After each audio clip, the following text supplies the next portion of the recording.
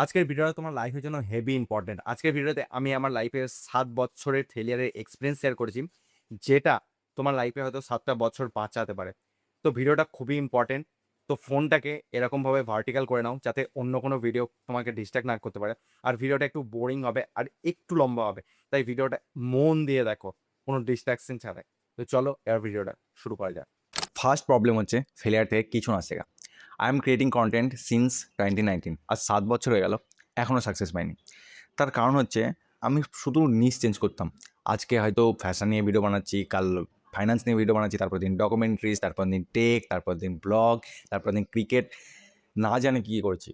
এর জন্যই গত 7 বছরে আমার কোনো চ্যানেল 200টার বেশি সাবস্ক্রাইবার ক্রস করেনি। আজকে হয়তো আমি ফাইন্যান্স নিয়ে ভিডিও বানাচ্ছি, হয়তো 10-20টা ভিডিও বানালাম, দেখলাম ভালো পারফর্ম করছে না, আবার পরে একটা নতুন চ্যানেল খুললাম, দিয়ে নিশ চেঞ্জ করে দিলাম। হয়তো সেখানে ডকুমেন্টারিজ বানাচ্ছি, সেখানে হয়তো 10-20টা ভিডিও বানালাম, পারফর্ম করছে না, আবার চেঞ্জ করে দিলাম। আবার চেঞ্জ করে হয়তো ফ্যাশন নিয়ে ভিডিও বানাচ্ছি, সেখানে 10-20টা ভিডিও বানালাম, ভিউ আসছে না, আবার চেঞ্জ করে দিলাম। এই করে করে আমি আমার 7টা বছর নষ্ট করেছি। আর এটাই ছিল আমার সবথেকে বড় ভুল। একটা নিচে 20টা ভিডিও বানানোর পর যখন সেটা চলছে না, ভালো পারফর্ম করছে না, তখন আমাকে সেটা রিভার্স ইঞ্জিনিয়ারিং করে দেখতে হতো যে ভুলটা কোথায় যাচ্ছে। হয়তো ভিডিও এডিটিংয়ে কোনো প্রবলেম আছে, বা হয়তো স্টোরি টেলিংয়ে কোনো প্রবলেম আছে, হয়তো স্ক্রিপ্টে কোনো প্রবলেম আছে, বা হয়তো আমি অডিয়েন্সের সাইকোলজি বুঝতে পারছি না। আমাকে সেটা রিভার্স ইঞ্জিনিয়ারিং করে দেখতে হতো যে কেন ভুলটা হচ্ছে। আর আমি জানি এই সেম ভুল তোমরা সবাই এখনও করছো। হয়তো তুমি কোনো নতুন বিজনেস স্টার্ট করছো বা নতুন কোনো স্কিল শেখার চেষ্টা করছো, তুমিও 1-2 মাস রেজাল্ট না পাওয়ার পরে সেটাকে ছেড়ে দিচ্ছ। বাট না, সেটা করলে কিন্তু হবে না। যদি কোনো নতুন বিজনেস শুরু করো বা নতুন স্কিল শেখো, অ্যাটলিস্ট সেটার পেছনে 1 বছর দাও। ডেইলি সেটাকে জাস্ট 1% ইমপ্রুভ করার চেষ্টা করো। যেমন আমি এখন কী করি, হয়তো আজকে আমি ভিডিও বানাচ্ছি, আজকে আমি ভিডিওটা একটু ঠিকঠাকভাবে শ্যুট করলাম, কাল হয়তো লাইটিংটা একটু ঠিক করলাম, পরশু হয়তো এডিটিংটা একটু ভালো করলাম, তারপরের দিন হয়তো স্ক্রিপ্টটা একটু ইমপ্রুভ করলাম। এভাবে ডেইলি 1% করে ইমপ্রুভ করতে থাকলে 365 দিনে তোমার 365% গ্রোথ হয়, যেটা ইনক্রেডিবল। তারপরে প্রত্যেক মাসের শেষে তোমাকে ট্যালি করে দেখতে হবে যে বিজনেসটা বা যে স্কিলটা শিখছো সেটাতে তোমার কোথায় ভুল হচ্ছে, কোথায় ঠিক হচ্ছে। যদি কোনো জায়গায় ভুল হয় সেটাকে ইমপ্রুভ করতে হবে, আর যদি কোনো জায়গায় ঠিক হয়, কোন ভালো করে, সেটাকে ডবল ডাউন করে আরও বেশি গ্রোথ আনতে হবে। সেকেন্ড পয়েন্ট, অনলি চেজিং মানি। এই জিনিসটা বুঝতে আমার 7 বছর লাগলো যে তুমি যত পয়সার পেছনে ছুটবে, পয়সা তত তোমার থেকে দূরে যাবে। 3 ইডিয়টসে র্যাঞ্চোর একটা ফেমাস ডায়লগ আছে, সাকসেসকে পিছে মত ভাগো, এক্সেলেন্সকে পিছে ভাগো, এক্সেলেন্সকে পিছে সাকসেস ঝাঁক মারকে তোমারে পিছে আएगी। কিন্তু এই কথাটা না আমাদের মাথায় ঢোকে না, কারণ ছোটোবেলা থেকে আমরা খুব অভাবের মধ্যে মানুষ হয়েছি। তাই যখন থেকে ইনকাম করা শুরু করেছি তখন থেকে শুধু পয়সার পেছনেই ছুটেছি। তো একটা কথা তোমার মাথার মধ্যে ঢুকে না, if you want to do something biggest in your life, then earning money can not be your only goal. আজ অ্যাপেলের গোল যদি শুধুমাত্র পয়সা ইনকাম করাতো, তাহলে কখনোই তারা ওয়ার্ল্ডের নাম্বার 1 টেক কোম্পানি হতে পারতো না।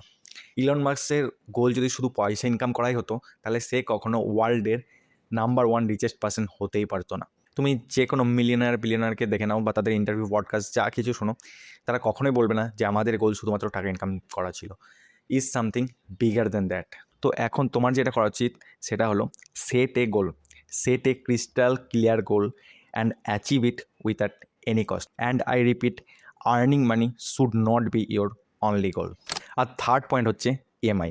এখনকার দিনে ম্যাক্সিমাম ফোন বা যে কোনো জিনিস নো কস্ট ইএমআই পাওয়া যাচ্ছে। তো কী হচ্ছে, 80,000 টাকা দামের ফোন 5,000 টাকা ইএমআই পাওয়া যাচ্ছে। তো মাথায় সবারই এই চিন্তা ভাবনাটা ঢুকে গেছে যে 5,000-এ 80,000-এর ফোন পাচ্ছি, মানে হাতে আইফোন, মানে সোয়াপ করা হবে লাক্সারি আইটেম।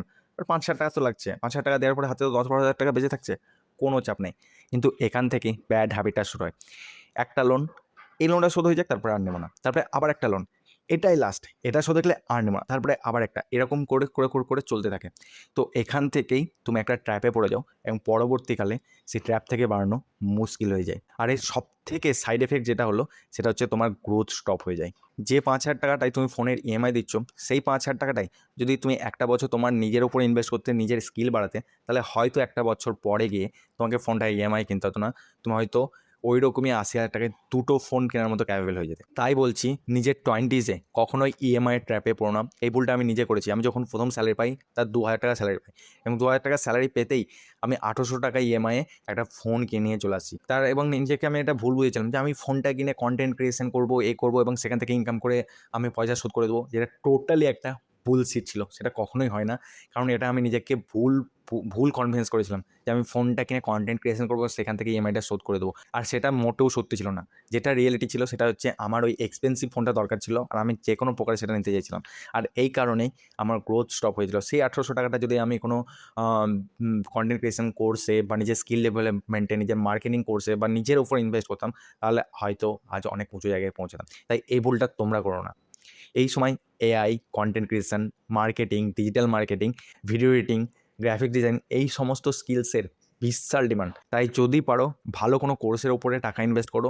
এতে কী হবে, তোমার ইনকাম বাড়বে, তোমার লাইফস্টাইল আরও ভালো হবে, এবং পরবর্তীকালে যে জিনিসটা তুমি হয়তো আজকে ইএমআই নিতে চাইছো, সেটা হয়তো তোমাকে ইএমআই নিতেই হবে না।